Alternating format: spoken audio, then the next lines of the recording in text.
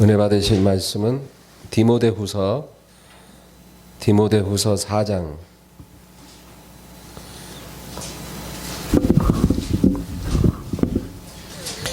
디모데후서 4장 7절 8절 말씀입니다. 7절 8절 합독합니다.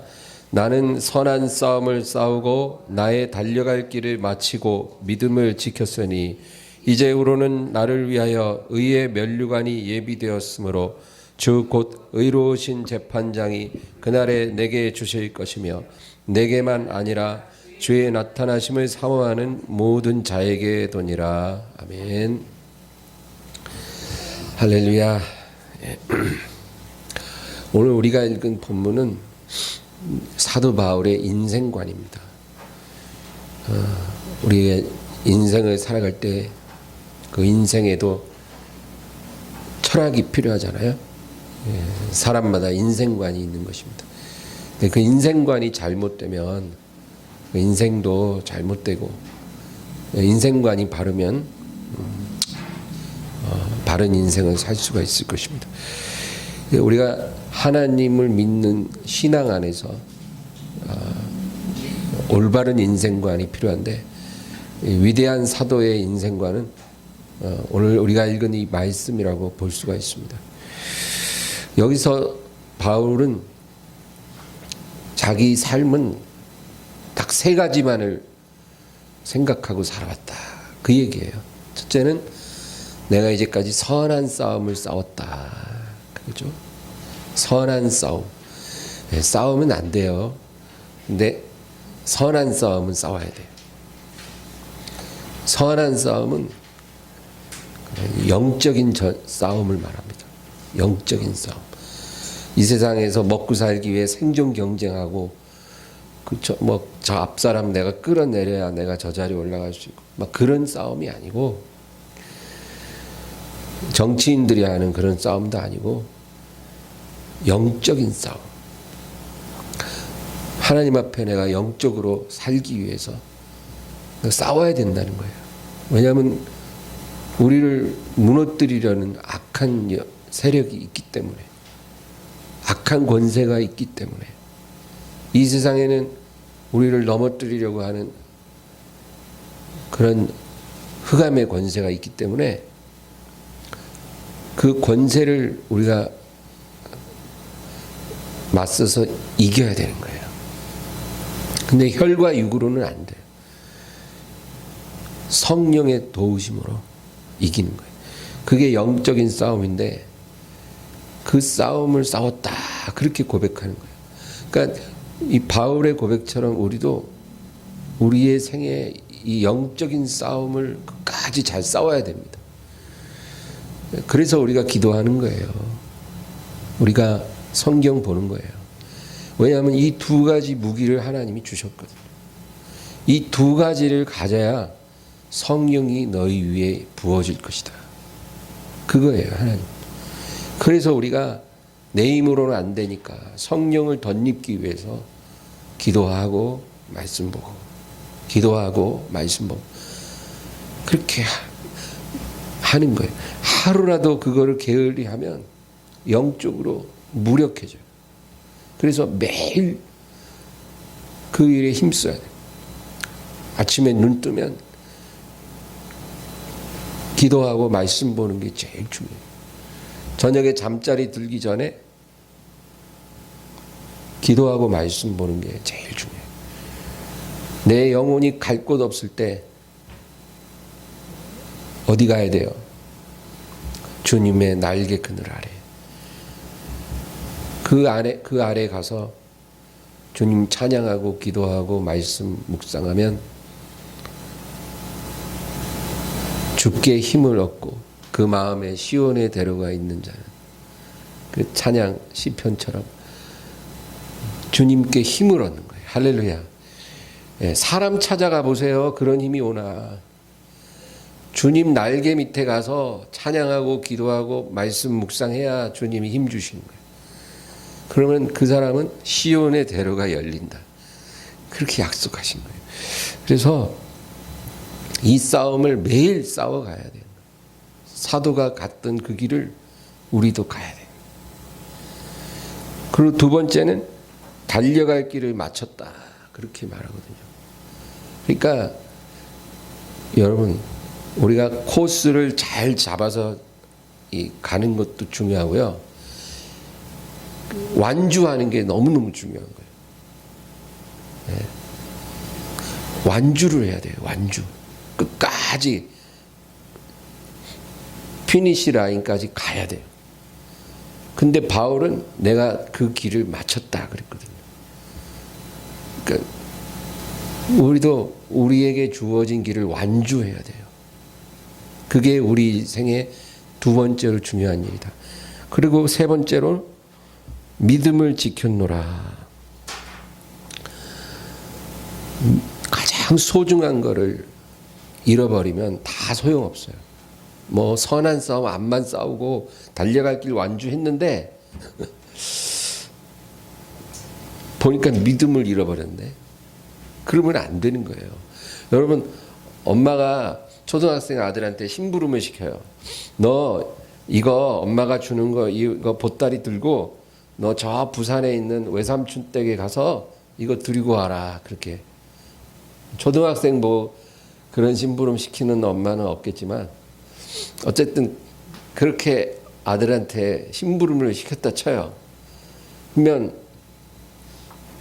그 아들이 보따리 들고 이제 KTX 타서 부산에 내려서 버스 타고 또 주소지까지 찾아가야 되는 거잖아요. 그렇죠? 그거 굉장히 어려운 일이에요.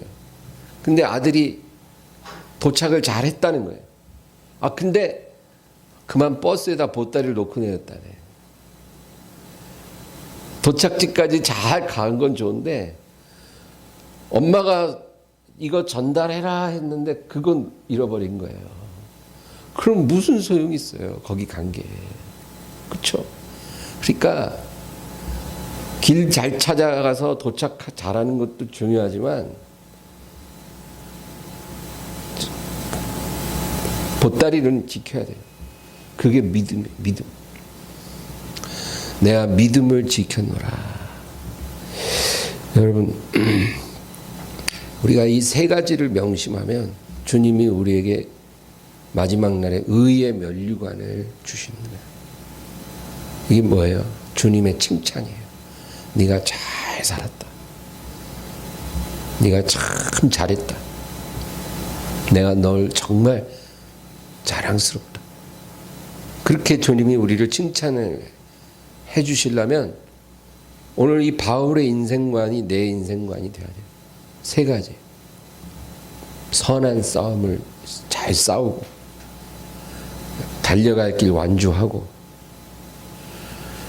그리고 믿음을 지켜야 돼요. 그러면 여러분 면류관을 주십니다. 이 우울증 참 무서운 병이에요. 이 현대인들에게 이 우울증 굉장히 흔합니다. 이 우울증은 학술적인 말이고 쉽게 말하면 마음의 병이에요. 마음의 병. 뭐 육체의 병 들어서 병원 다니는 사람 많지만 마음의 병 든 사람도 그만큼 많더라고요. 근데 이 우울증이 오면 제일 흔하게 생기는 것이 자살 충동. 자살 충동. 살고 싶지 않은 거예요, 한마디로. 이제 그만 살고 싶다. 그래서 이 생명을 여기서 중단시키고 싶다. 그런 충동이 막 강하게 들어온다는 거예요. 그래서 어떤 사람들은 그 충동에 못 이겨서 그냥 아파트에서 뛰어내리기도 하고, 그리고 수면제를 엄청 사서 그걸 먹고 자살을 하는 거예요. 근데 이 자살 엄청 흔해요. 제가 목회 20년 하면서 자살한 사람 장례도 여러 번 치러줬어요. 하나님 자녀 중에도 자살한 사람들이 있더라고요. 믿음의 가정에 귀한 자식들이 많이 자살을 해요. 제가 그런 걸 봤어요. 며칠 전에 제가 대화 중에 어느 믿음의 가정에 귀한 아들이 있는데, 그 아들이 둘 있는 집안인데 큰아들이 서울대 경영학과를 다니는 아들이에요. 얼마나 자랑스러워요. 그죠? 서울대 가는 게 얼마나 어려워요. 근데 그 아들이 자살했다는 거예요. 믿는 집안이에요. 근데 제가 그 얘기를 들으면서 마음이 너무 아프더라고요. 그래서 이 자살에 관해서 제가 한번 말씀을 전해야 되겠다. 네. 참 중요한 문제인데 설교 때 이런 얘기를 잘 못하거든요, 목사들이. 근데 여러분, 믿음 안에서 이 자살이란 무엇인가 우리가 한번 짚고 넘어갈 필요는 있어요. 여러분, 일단 자살을 하면 이 사람은 제가 아까 얘기한 이 세 가지를 다 실패하는 거예요. 영적 싸움에서 패배한 거죠. 달려갈 길 완주가 안 된 거죠. 믿음을 지키지 못한 거예요. 믿음을 지키지 못했다는 말은 예수님 손을 놔버렸다 그 말이에요. 죽을 것 같이 힘들어도 예수님 내 손 잡아 주소서, 이렇게 가는 게 이게 믿음이잖아요. 그렇죠? 진짜 희망이 하나도 없어도 예수님, 주님이여 내 손을 꼭 잡고 가소서, 이렇게 찬송하며 고백하며 주님 손 잡고 가는 게 믿음인데 자살을 한다는 건 그 손을 놔버리는 거예요. 그러니까 사도 바울이 얘기한 세 가지 인생의 중요한 목표를 다 실패한 거예요. 그게 자살이에요.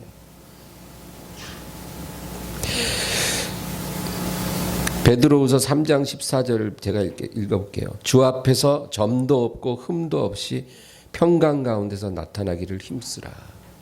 주 앞에 점도 흠도 없이 평강 가운데 나타나기를 힘쓰라. 이 본문의 문맥은 주의 강림하실 때 그렇다는 거예요. 주님 강림하실 때에 흠도 점도 없이 평강 가운데 서기를 준비해라, 이렇게 당부를 하는데, 여러분 이 말은 우리가 흠과 점이 있는 상태에서 주님 앞에 설 수도 있다 그 말이거든요. 흠과 점이 있는 상태로 주님 앞에 서면 부끄럽잖아요. 그게 지옥 간다는 말은 아니에요. 구원은 받는데 흠과 점도 없이 평강 가운데서 딱 주님을 만나야 되는데, 그렇지 못하고 부족한 가운데 부끄러운 모습으로 주님을 만나는 사람들도 있을 수 있다. 그 얘기거든요. 이 자살을 하면 그게 우리 스스로 생명 활동을 중단시키는 거예요. 지금 이렇게 살아 숨쉬고 있는데 이거를 내가 결심하고 그거를 딱 끊어버리는 거예요. 그게 자살이에요. 이거는 하나님의 주권을 무너뜨리는 거예요. 여러분, 생명에 관한 거는 하나님의 주권이에요. 그 생명이 태어나는 것도 하나님의 영역이고 생명을 데려가는 것도 하나님의 영역이에요. 그래서 이 하나님의 영역을 인간이 침범하면 안 돼요. 하나님을 경외하면 그거 분명하거든요. 이건 하나님의 영역이다. 우리가 함부로 손댈 수가 없다. 이게 분명해야 되는데, 하나님을 떠난 인류는 하나님을 모르기 때문에 그 하나님의 영역을 자기가 막 건드려요. 그래서 자살하기도 하고 안락사, 낙태, 이게 다 같은 맥락이에요. 생명을 우리 마음대로 결정하겠다 그 얘기예요. 그러니까 본질적으로 이것들은 다 하나님 앞에 큰 죄라는 거죠. 하나님이 미워하시는 죄들이에요. 그런데 이 자살, 안락사, 낙태 이런 문제들 성경에 직접적으로 언급되지를 않았다는 거예요. 성경에 나오지 않아요. 뭐 낙태하지 말지니라, 자살하지 말지니라 그런 말이 없다는 거예요.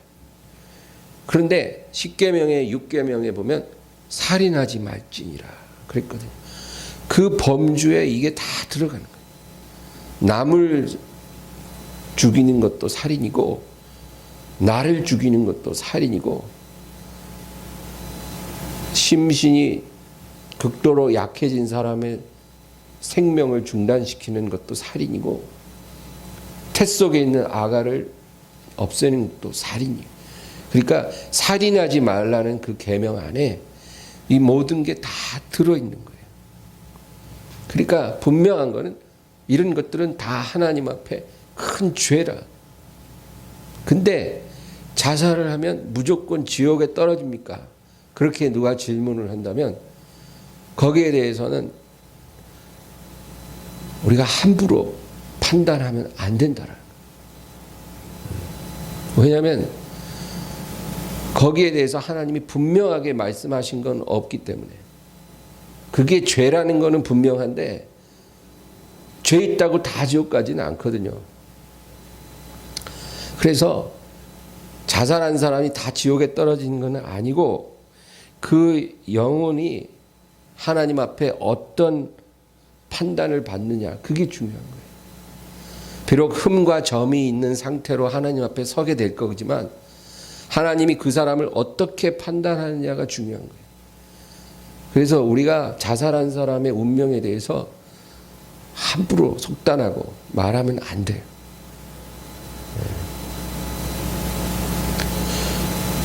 예수님은 바리새인들 보고 뭐라 그랬냐면 너희 아비 마귀가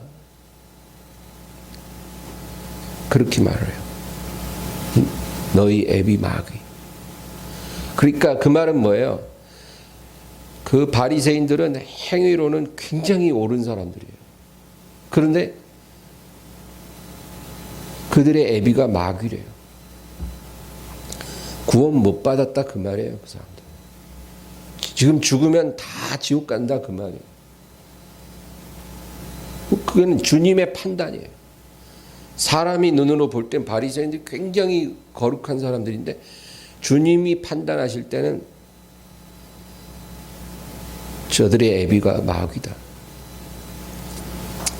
그래서 사람의 영혼을 하나님이 어떻게 판단하느냐가 중요한 거예요. 그래서 자살한 사람은 물론 하나님 앞에 흠과 점이 있는 상태로 서게 되지만 그 영혼이 거듭난 사람일 수도 있어요. 여러분, 거듭난 사람인데 우울증이 들어오고 마음의 병이 생기고 그리고 그 마귀의 충동에 굴복해서 순간 그렇게 일을 저질러 버릴 수가 있거든요.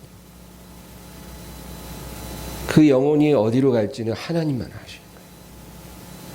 그래서 자살한 사람에 대해서 우리가 함부로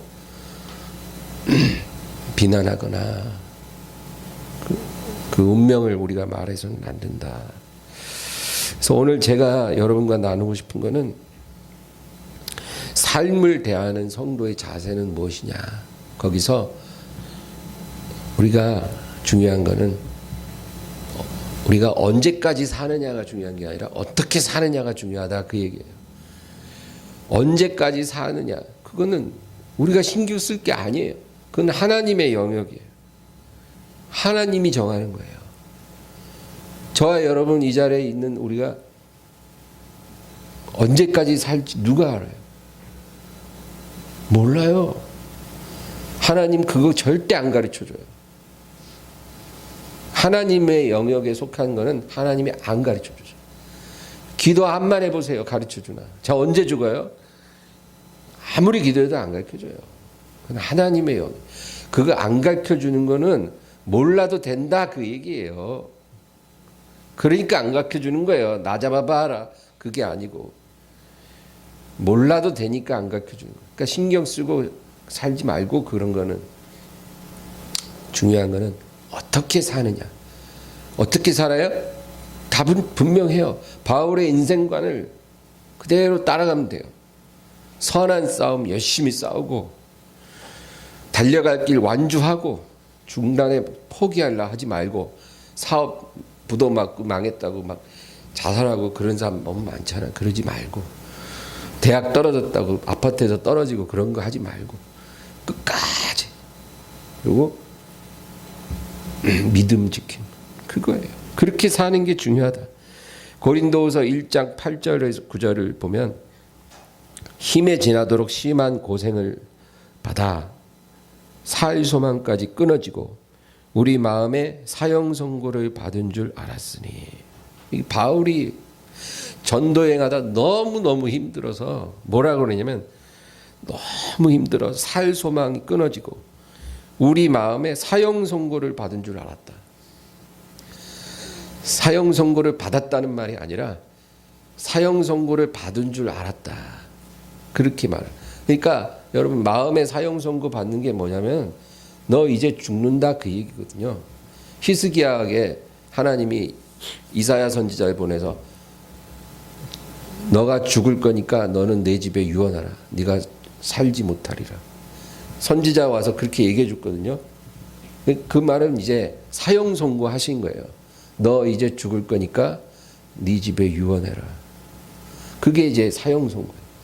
죽을 거야. 죽을 때 되면 하나님이 그렇게 말씀하실 수도 있어요. 예, 모세한테도 그랬잖아요.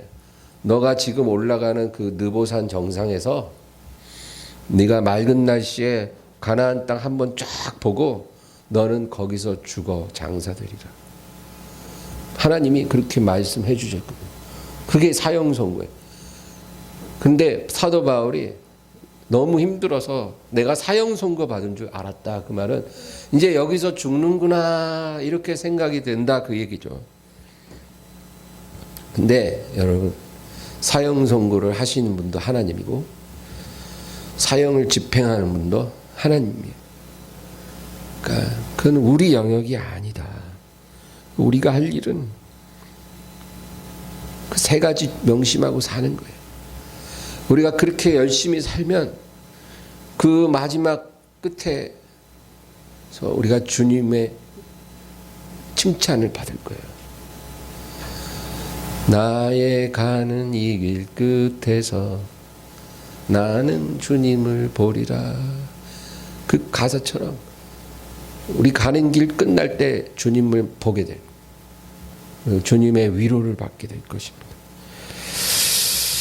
그래서 여러분 죽고 싶어도 좀만 참으세요. 네. 사형 선고는 하나님이 내리는 거지 내가 내리는 게 아니야. 죽을 것 같아도 안 죽어요. 좀만 참으면 그거 잘 넘겨요. 그리고 또 놀라운 반전이 있고 살아볼 만해요. 그리고 어느 날 마지막 순간이 오면 평안함 가운데 주님 앞에 우리가 서게 되는 거예요. 그러면 주님이 우리에게 의의 면류관 씌워주고 잘했다 칭찬해 주니 그 얼마나 감사한 일이에요. 우리 앞에 그런 코스가 예비되어 있다고요. 그러니까 우리는 하나님의 행복한 자예요. 복이 있는 자로다. 발람 선지자가 성령에 감동돼서 이스라엘에 대해서 그랬잖아요. 너는 복이 있는 자로다. 여러분 우리가 바로 그런 존재예요. 절대 우울하거나 낙심하지 마세요. 제가 오늘 아침에 기도하다가 이렇게 하나님 목회는 뭔가요? 그런 마음으로 기도를 했어요. 목회가 뭔가요? 제가 큰 교회에서 부교육자 생활할 때는 그런 진지한 질문을 안 해봤어요. 그냥 맡겨진 일 죽어라 열심히 하고 하나님 앞에 정직하게 충성하면 된다. 뭐 생각할 거 깊이 생각할 거 없더라고요. 그냥 열심히 하자. 맡겨진 대로. 근데 이제 개척하고 나니까 본질적인 질문도 많이 하게 되는 것 같아요. 목회는 뭔가요? 근데 제가 이렇게 가만히 고개를 숙이고 있는데 하나님께서 그걸 보여주시더라고요. 여러분 그 초등학교 운동회 가면은 2인 삼각 경기 알죠? 그 두 사람이 다리 끈 묶고 같이 달리는 거예요. 그래서 이제 저기 기점을 돌아오는 거죠. 그 2인 삼각 달리기를 딱 보여주시더라고요. 근데 제 옆에 저랑 끈을 묶은 사람이 누구냐면 내 자식이. 난 자식이 없는데 내 자식이 있는데 걔가 정상이 아니라 희귀병이 있어서 애가 약해요. 약해. 근데 걔하고 나하고 다리를 묶어서 달리는데 지금 같이 출발한 사람들은 막 나가는 거예요. 그러니까 사람이 여러분 승부욕이라는 게 있잖아요. 예. 그 아빠들이 애들 운동회 가갖고 학부모 뭐 대표 나오세요 그래갖고 달리기 하면 죽어 달리거든요. 아버지들도 거기서 이겨보려고. 그런 것처럼 저도 승부욕이 있어갖고 나가야 되는데 얘가 잘 못 나가. 다 앞에 가는데 우리가 제일 뒤쳐졌어요. 그러니까 내가 화가 팍 나는 거예요.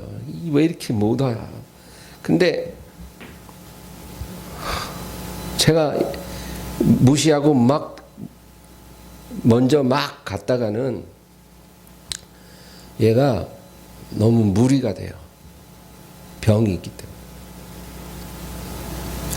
근데 그렇다고 야 우리는 안 되겠다.